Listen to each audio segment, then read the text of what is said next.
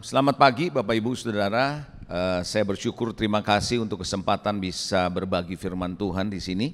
Secara khusus saya ucapkan terima kasih kesempatan buat dari Pastor Andi yang memberikan kesempatan buat saya untuk bisa sharing di platform gereja ini. Perkenalkan sedikit Saudara sebelum saya mulai khotbah saya bernama Leonardo Syamsuri. Saya melayani Tuhan sejak ketika saya mulai kuliah di tahun 79, jadi kira-kira ya lumayan gitu ya. Dan sekarang saya menjadi seorang gembala sidang dari Gereja Kemuliaan Zion Light to the Nations di Jakarta. Oke, dan hari ini saya diberi kesempatan untuk sharing firman Tuhan selama 3 kali ibadah 1, ibadah 2, dan ibadah 3. Dan ibadah 1 saya akan bicara mengenai walk by faith atau berjalan dengan iman. Nanti dalam ibadah 2 saya akan bicara tentang faith and perspective.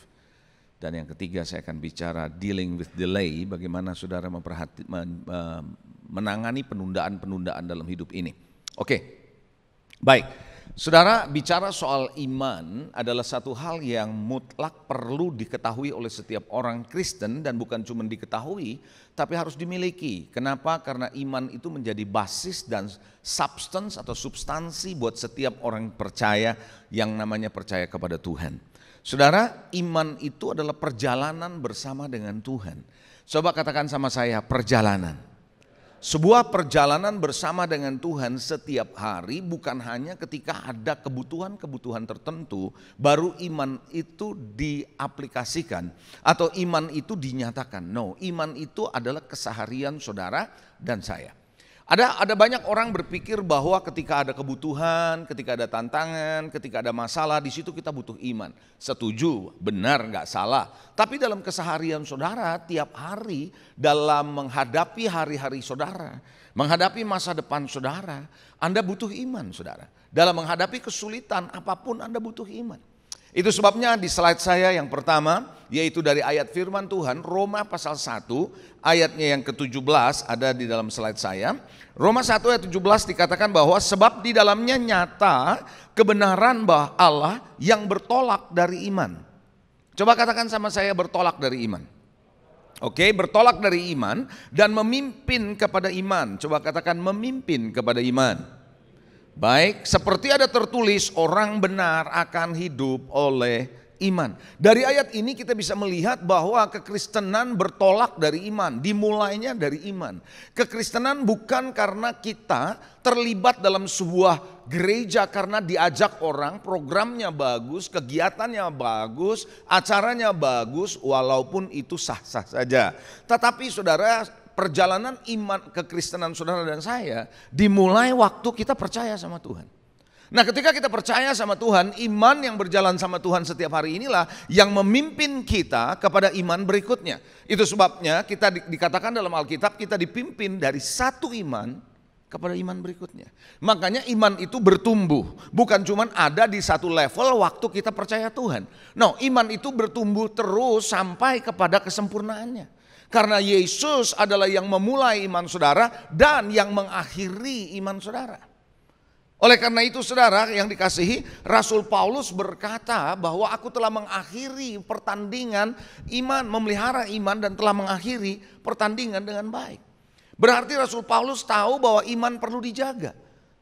Iman bukan cuma sekedar di awal saja, harus dijaga. Di dalam slide saya berikutnya, di dalam Lukas 18 ayat yang ke-8 dikatakan bahwa waktu Yesus datang kedua kali dia bertanya, adakah ia mendapati iman di bumi? Adakah ia mendapati iman di bumi? Suatu pertanyaan yang menarik, kenapa Yesus tidak tanya begini, waktu aku datang kedua kali nanti, adakah engkau lagi ibadah di gereja? Dia nggak nanya itu saudara. Lalu dia juga nggak nanya apakah engkau lagi nonton di bioskop? Enggak, dia nggak nanya itu. Tapi dia bertanya apakah dia mendapati iman. Kenapa saya percaya dia bertanya itu? Karena orang bisa saja ke gereja belum tentu percaya loh. Halo? Betul nggak? Ya, ada orang datang ke gereja belum tentu percaya. Ada orang datang ke gereja karena ada maksud-maksud tertentu. Ada keinginan tertentu, ada kepentingan tertentu, ada keperluan tertentu. Belum tentu percaya. Tapi ada juga orang yang percaya sama Tuhan, pas waktu Yesus datang kedua kali tidak lagi di gereja. Dia lagi bekerja di kantor barangkali, tapi Tuhan menjumpai imannya. Oleh karena itu saudara, di dalam Ibrani 11 ayat 6 dalam slide saya berikutnya juga dikatakan bahwa tetapi tanpa iman tidak mungkin orang berkenan kepada Allah. Siapa yang kepingin diperkenan oleh Tuhan? Coba lambaikan tangan saudara. Anda ingin diperkenan oleh Tuhan. Saudara, ketika Anda diperkenan oleh Tuhan, maka itu menjadi unfair atau tidak adil bagi orang-orang yang tidak percaya Tuhan. Saya ulangi ya, kalau Anda mengalami perkenanan Tuhan, itu tidak adil buat orang yang tidak percaya Tuhan.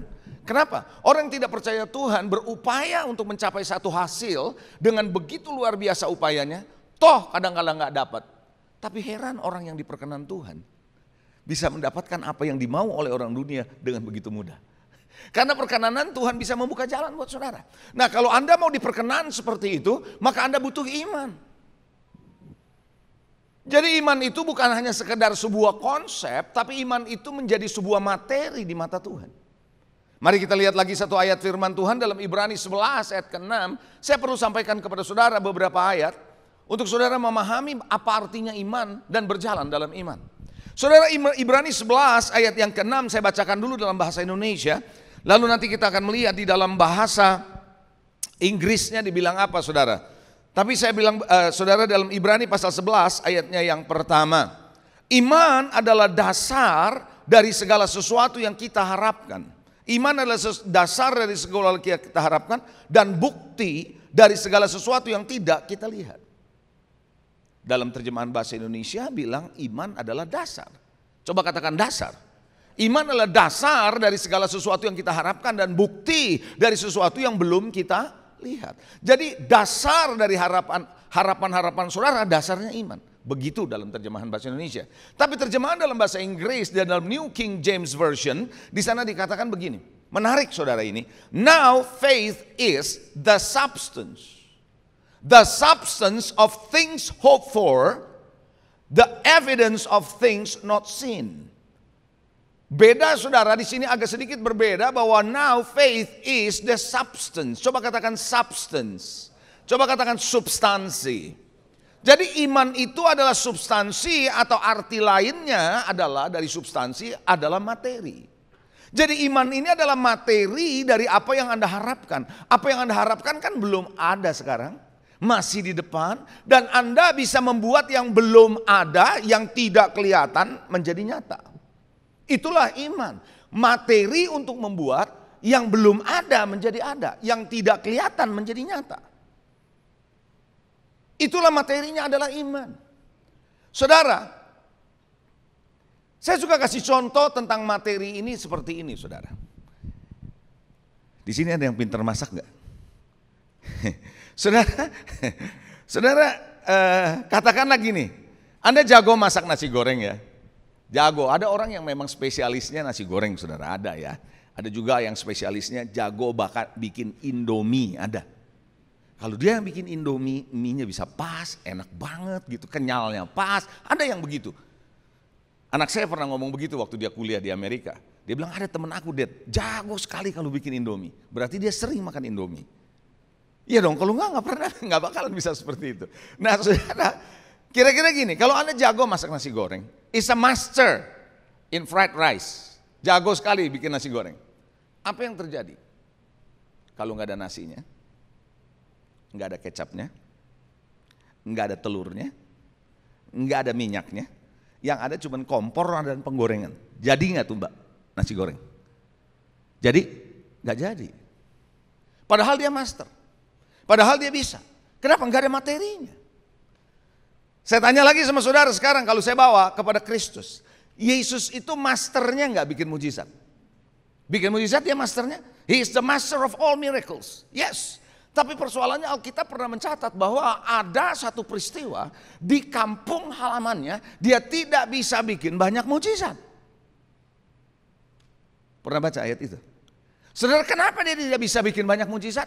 Karena nggak ada iman dijumpai, nggak ada materi untuk bikin mujizat itu. Saya percaya saudara, setiap orang di ruangan ini kepengen punya ngalamin yang namanya mujizat dalam hidupnya. Siapa yang mau ngalamin mujizat dalam hidupnya?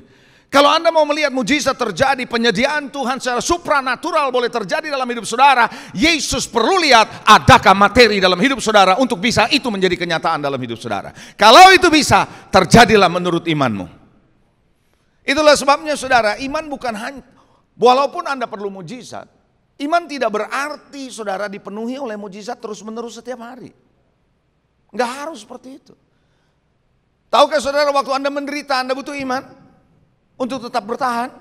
Di saat Anda mengalami kesesakan, tekanan hidup, Anda butuh iman untuk bertahan dalam hidup ini. Itu sebabnya saya melihat bahwa berjalan dengan iman sebenarnya apa? Berjalan dengan iman sebenarnya memperlihatkan 3 hal. Kita akan masuk di sini dan saya akan jelaskan kepada saudara 3 hal ini. Berjalan dengan iman sebenarnya memperlihatkan 3 hal. Yang pertama adalah cara hidup saudara setiap hari. Cara hidup saudara setiap hari. Itu menggambarkan apakah Anda berjalan dengan iman atau tidak. Nanti saya jelaskan satu persatu ya. Yang kedua adalah berjalan dengan iman sebenarnya menggambarkan ketergantungan saudara sama Tuhan. Seberapa saudara dan saya bergantung sama Tuhan. Perjalanan iman saudara memperlihatkan itu. Dan yang ketiga, perjalanan hidup saudara berjalan dengan iman memperlihatkan seberapa Anda fokus kepada Tuhan. 3 hal ini sebenarnya memperlihatkan apakah saudara dan saya berjalan dengan iman setiap hari. Atau cuma iman itu muncul saat ada keperluan doang. Atau iman itu muncul saat Anda sedang mau mencari jalan keluar. Atau itu menjadi sebuah gaya hidup saudara setiap hari. Mari kita lihat saudara, cara hidup saudara setiap hari. Kita akan lihat dalam slide berikut saudara. Bapak ibu saudara, kalau Anda menunjukkan berjalan dengan iman, maka cara hidup saudara setiap hari itu menunjukkan Anda belajar percaya sama Tuhan. Coba katakan belajar percaya. Suatu ketika Lazarus sedang sakit dan orang suruh Yesus datang, minta Yesus datang kepada Lazarus yang sakit yang dikasihi Tuhan. Tapi Tuhan memperlambat jalannya selama 2 hari sengaja ya. Tahu cerita itu kan? Sampai Lazarus mati pada akhirnya. Nah setelah dia perlambat, maka dia datang saudara, dia kemudian yuk kita pergi, kira-kira begitu dia bilang sama murid-muridnya. Nah ayat 15 Yohanes 11 bilang begini saudara. Tetapi syukurlah aku tidak hadir pada waktu itu. Sampai akhirnya mati kan Lazarus saudara. Syukur aku tidak hadir. Saudara bayangin gak sih kalau ada pendeta diminta doain keluarga, famili yang sedang sakit, sengaja gak datang, terus mati familinya, terus pendetanya bilang syukurlah aku tidak hadir waktu itu. Kira-kira apa yang terjadi? Gua pindah gereja lu. Betul gak saudara? Ya bisa gitu saudara. Pasti bilang apa-apaan sih ini pendeta begitu. Saya melihat Yesus ngomong begini saya pikir waduh ini kalau dia jadi gembala di akhir zaman bisa sepi gerejanya. Saya ulang saudara. Tapi syukurlah aku tidak hadir pada waktu itu. Sebab demikian ternyata dia bilang aku tidak hadir lebih baik bagimu. Kok bisa? Jadi kadangkala begini saudara, dari pernyataan Yesus ini kadang-kadang Tuhan tidak jawab persoalan hidupmu. Dia tidak hadir di tengah-tengah tekanan hidupmu dan goncangan hidupmu, itu lebih baik buat saudara. Coba bilang saudara-saudara, lebih baik begitu loh. Coba bilang gitu sama saudara-saudara, lebih baik. Kadang-kadang Tuhan tidak tolong kita karena ada tujuan Tuhan. Kenapa? Mari kita lanjutkan. Saya baca ulang. Tetapi syukurlah aku tidak hadir pada waktu itu, tetapi demikian lebih baik bagimu. Kenapa lebih baik? Supaya kamu dapat apa? Belajar percaya. Coba bilang belajar percaya. Belajar percaya, marilah kita pergi sekarang kepadanya. Jadi Tuhan itu seringkali membiarkan situasi saudara, masalah saudara, terus menerus kayaknya tidak ada jawaban supaya Anda belajar percaya. Jadi saudara, cara hidup saudara tiap hari Anda harus belajar percaya. Artinya iman is a process. Iman adalah sebuah proses perjalananmu bersama Tuhan dalam keseharianmu. Tahukah saudara ada ayat yang bilang begini? Daud pernah berkata, di saat aku takut aku percaya kepada Tuhan. Ada ayatnya. Kenapa demikian? Berarti Daud belajar di tengah rasa takutnya dia percaya sama Tuhan. Karena itu saya sering katakan begini saudara. Orang yang beriman kepada Tuhan tidak berarti dia tidak punya rasa takut. Saya ulangi ya. Saudara jangan berpikir kalau orang yang beriman itu pasti nggak ada rasa takutnya. Pasti nggak punya khawatirnya. Siapa bilang? Enggak. Kalau ada orang bilang bahwa kalau orang beriman percaya nggak ada rasa takutnya, 3 tahun pandemi membuktikan itu salah. Betul atau tidak? Tetap kita punya rasa takut. Tapi orang yang beriman menolak untuk disetir oleh rasa takutnya. Menolak untuk dikuasai oleh rasa takutnya. Di tengah rasa takut, ia tetap berjalan dalam imannya kepada Tuhan Yesus Kristus. Artinya apa? Di saat aku takut, kata Daud, aku ini percaya. Sadarkah saudara, bangsa Israel melewati laut Kolsom bukanlah perjalanan yang mudah. Jangan pikir itu enak loh saudara. Karena ada angin yang meniup laut itu sampai terbelah. Dan laut itu naik airnya ke atas membentuk seperti tembok. Tapi tetap itu air. Masih ada percikan air, betul apa enggak saudara? Masih ada tiupan angin, betul apa enggak saudara? Saya percaya ada kemungkinan orang waktu melewati laut Kolsom itu di tengah deru angin, di tengah suara air yang masih mereka dengar, percikan air yang masih ada. Mereka bisa mikir begini, di tengah jalan bisa-bisa ada yang berpikir gini, kita jalan gini, ntar kalau airnya turun gimana, mati lu kita. Saya yakin ada orang bisa berpikir begitu. Artinya apa? Masih punya rasa takut. Artinya apa? Masih punya rasa khawatir. Tapi oleh karena imannya Musa yang memimpin mereka, mereka connect dengan Musa, itu yang membuat mereka jalan sampai pada ujungnya.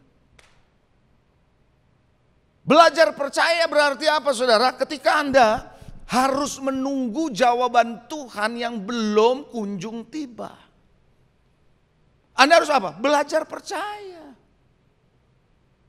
Saudara yang dikasihi, ketika Anda mengalami penderitaan, ketika Anda mengalami kesusahan, ketika Anda mengalami kebangkrutan mungkin, ketika Anda mengalami PHK mungkin, ketika Anda mengalami sakit mungkin, Anda belajar percaya. Saya tiba-tiba diingatkan ada sebuah kisah saudara. Dulu ya, long time ago in Bethlehem. Ada kisah, ini kisah nyata saudara. Seorang pria, bintang film Hong Kong, ganteng, menikah sama seorang wanita. Mesti jelas kalau sekarang menikah sama seorang wanita, mesti jelas. Ya, jadi dia menikah dengan seorang wanita, kemudian mereka berdua tinggal di Singapura. Dan setelah sekian lama menikah, baru ketahuan si suami mengidap penyakit kanker. Dan kanker sudah stadium akhir, dokter di Singapura sudah angkat tangan. Kemo, muka jadi hancur, wajah yang ganteng jadi berubah. Singkat cerita dia ada di sebuah gereja dan gerejanya setiap minggu sekali datang ke rumahnya untuk berdoa. Dan karena dia habis kemo mungkin dia dianjurkan untuk tidak ikut. Tapi dia selalu bilang enggak, saya mau ikut dalam doa. Nah, suatu ketika dia berkata sama istrinya, ini hari ke gereja kan? Iya.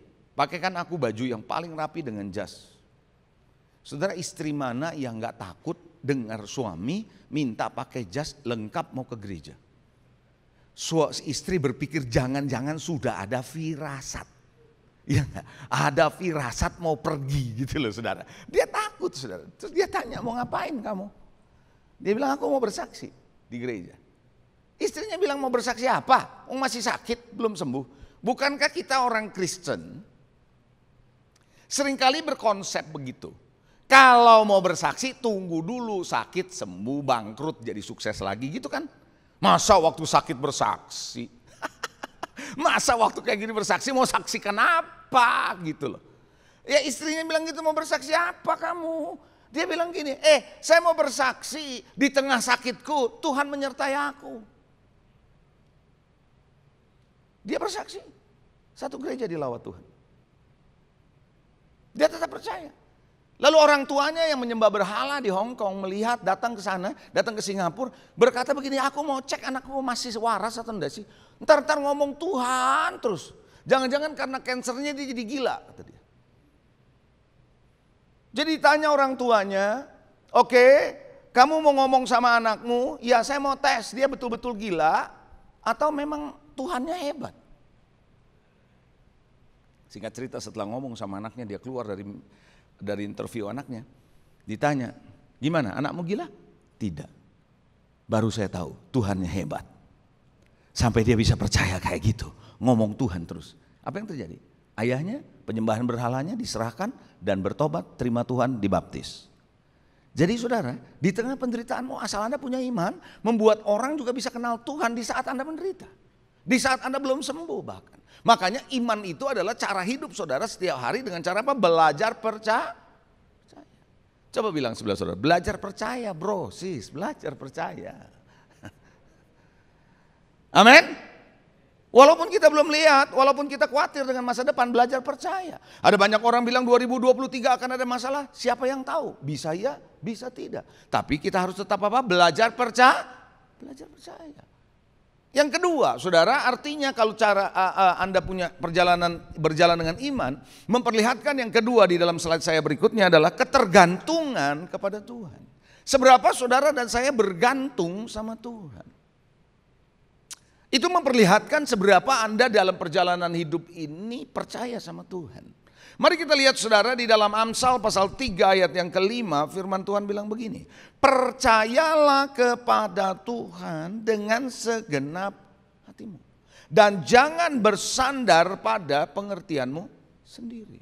Jadi saudara yang dikasihi, ayat ini menjelaskan kalau mau berjalan dengan iman, Anda percaya dengan segenap hati. Enggak setengah hati, segenap hati. Dan jangan mengandalkan pengertian sendiri.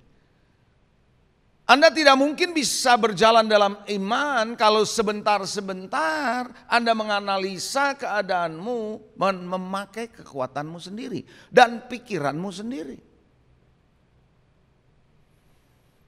Saya tadi belum memperkenalkan, saya ini mantan bankir saudara sebelumnya. Sebelum saya dipanggil untuk melayani full time, saya sebagai seorang direktur di sebuah bank swasta nasional yang sudah go public. Dan di bagian marketing kredit sebagai direkturnya. Nah biasanya ketika ada signing dengan beberapa bank dalam pinjaman besar, kita harus meeting dan harus tanda tanganin pinjaman yang cukup besar, bergabung dengan beberapa bank yang istilahnya waktu itu namanya adalah syndication loan, pinjaman sindikasi. Nah ketika itu saya punya teman, waktu kita lagi nunggu mau meeting, teman baik gitu ya. Dia ngomong sama saya gini, Leonardo, saya lihat kamu gila Tuhan. Kenapa lu bilang gua gila Tuhan? Karena temen kan, dia bilang lu ntar ke gereja, ntar doa, ntar haleluya, katanya gitu. Lu gila Tuhan ya. Saya cuma bilang sama dia, gua mendingan gila Tuhan daripada gila judi. Dia bilang bener juga sih. Terus lagi ngobrol santai, dia bilang gini sama saya. Coba dong lu buktikan Tuhan itu ada apa enggak? Lu kan percaya Tuhan katanya. Coba buktikan Tuhan ada apa enggak? Waduh, saya kalau suruh buktikan Tuhan ada nggak gampang juga kan ya saudara ya? Betul nggak saudara? Pasti kalau kita bilang Tuhan ada, kita coba buktikan, orang yang nggak percaya Tuhan giring kita kan ya? Iya kan? Susah-susah gampang lah, banyak susahnya itu. Akhirnya saya doa, Tuhan ini gimana ngadepin orang kayak gini? Tiba-tiba saya dapat hikmat dari Tuhan. Lalu saya bilang sama teman saya gini, yang gak percaya sama Tuhan kan lu ya, bukan gue ya. Jadi gue gak perlu buktikan Tuhan ada apa enggak. Gue percaya kok. Yang gue mau sekarang lu buktikan Tuhan gak ada, ayo. Lu buktikan sama gue sekarang, Tuhan gak ada. Kan lu gak percaya ada Tuhan. Buktikan Tuhan gak ada. Nah dia coba buktikan, saya Uber, kan lebih gampang Uber dia kan ya. Daripada saya di Uber, saya Uber dia. Akhirnya terus dia bilang gini, wah lama-lama gue percaya juga kayak lu gitu saudara. Nah saudara, saya cuma bilang begini sama dia, gue gak bakal percaya sama Tuhan kalau gue bisa ngerti 100% dengan otak gue. No, I will not believe God, I will not trust God, aku tidak akan percaya sama Tuhan. Yang aku bisa percaya sepenuhnya karena saya ngerti dengan akal saya. Kenapa begitu dia bilang, kalau gue percaya sama Tuhan karena gue ngerti sepenuhnya, otak gue lebih pintar dari Tuhan. Ngapain gue cari Tuhan yang begitu? Tapi gue mau cari Tuhan, otak gue gak nyampe, tapi Tuhan itu ada. Tuhan itu nyata dalam hidup gue, terjadi dalam sesuatu dalam hidup gue. Nah yang Tuhan kayak gini aku mau percaya. Banyak orang bilang percaya mulutnya sama Tuhan, tapi otaknya lebih kuat berjalan dan bergantung dengan otaknya daripada imannya sama Tuhan. Pagi hari ini saudara, kalau Anda mau berjalan dengan iman, artinya Anda bergantung sama Tuhan.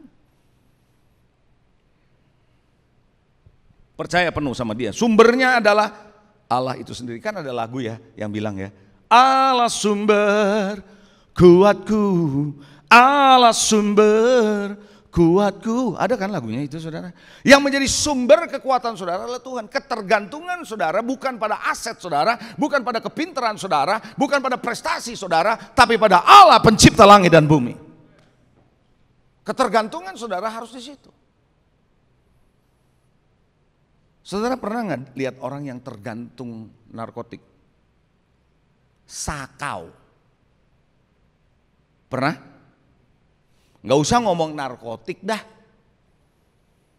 Saya ini dulu lebih gede badannya dari ini. 2017 sampai 2019 2 tahun saya turun berat badan 20 kilo.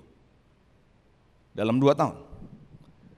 Saya ngikutin diet, dan salah satu diet yang saya ikutin adalah no carbs, no carbo at all selama 6 bulan pertama. So, nggak makan nasi, nggak makan bakmi, nggak makan roti, nggak makan kentang, gitu ya saudara ya. Saya nggak makan nasi nggak apa-apa, saya nggak makan bakmi nggak apa-apa, jangan nggak makan roti. Saya ini pemakan roti loh saudara. Pagi mesti roti, siang roti, malam roti, mau tidur roti, itu roti makanan saya. Nah saya harus berhenti makan roti.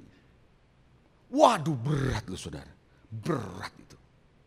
Hari pertama, hari kedua, hari ketiga, begitu hari keempat saudara, nganter istri ke mall. Di mall kecium bau roti. Itu waktu kecium bau roti, sakau loh saya ini. Sakau beneran saudara, nggak tahan loh saudara. Artinya di situ saya tahu saya tergantung sama roti. Pertanyaan saya, Anda tergantung sama Tuhan enggak? You cannot live without Him, Anda tidak bisa hidup tanpa Dia. Ketiga yang terakhir, di slide saya berikutnya. Anda harus fokus ke Tuhan. Kalau Anda berjalan dengan iman berarti Anda fokus kepada Tuhan. Ibrani 12 ayat kedua berkata begini, marilah kita melakukannya dengan mata yang tertuju kepada Yesus. Yang memimpin kita, saudara, memimpin saudara dan saya dalam iman. Dan yang membawa iman saudara kepada kesempurnaan. Memimpin saudara dalam iman, membawa iman saudara kepada kesempurnaan, yang dengan mengabaikan keinginan, tekun memikul salib, ganti sukacita yang disediakan bagi Dia, yang sekarang duduk di sebelah kanan takhta Allah. Saudara, fokus kepada Tuhan itu sangat-sangat penting saudara. Kenapa saudara Petrus bisa jalan di atas air pada waktu gelombang belum selesai? Tahukah saudara yang dikasih Tuhan kalau buat Tuhan menyelesaikan gelombang lebih mudah, betul? Sangat mudah, betul? Tapi Tuhan bilang tenang, ini aku jangan takut. Gelombang belum tenang tapi bilang suruh tenang. Nggak gampang loh saudara, nggak gampang. Coba semua bisa nggak begini? Jempol sama kelingking begini bisa? Coba semua begini, coba semua. Coba bilang begini, masalah saya mah kecil. Sekali lagi dong, kurang mantep ya, gimana sih? Atau masih awal ya ibadah pertama. Coba bilang gini, persoalan saya mah kecil. Terus bilang sebelah saudara, yang susah tuh lu. Lu beneran, yang susah tuh kita, bukan persoalannya. Jadi buat Tuhan untuk menyelesaikan gelombang, stop, bisa dengan cepat. Tapi yang susah orang yang di perahu. Maka dia bilang tenang ini aku, jangan takut. Artinya walaupun gelombang masih begitu hebat, Tuhan lagi berkata engkau harus fokus kepadaku. Maka Petrus berkata kalau itu engkau Tuhan suruh aku jalan di atas air. Maka ketika Tuhan bilang mari, Petrus melangkah keluar dari perahu selama fokus sama Tuhan. Gelombang belum berhenti, dia bisa berjalan di atas gelombang. Tapi ketika fokusnya beralih kepada gelombang yang ada di sekitarnya, dia langsung tenggelam. Karena itu perjalanan iman saudara bisa up and down kalau kita tidak jaga fokus kita. Di satu ketika kita bisa fokus begitu rupa sama Tuhan sehingga kita tetap kuat, tapi di satu sisi kita bisa goyah dan tidak lagi fokus sama Tuhan, kita bisa tenggelam. Pagi hari ini saya mau mengajak saudara, izinkan Tuhan berbicara sama saudara bagaimana Anda berjalan tiap hari Kekristenan saudara dan saya tidak ditentukan rajinnya kita ke gereja, walaupun itu sangat penting. Tidak ditentukan oleh rajinnya kita terlibat dalam pelayanan, sekalipun itu sangat penting.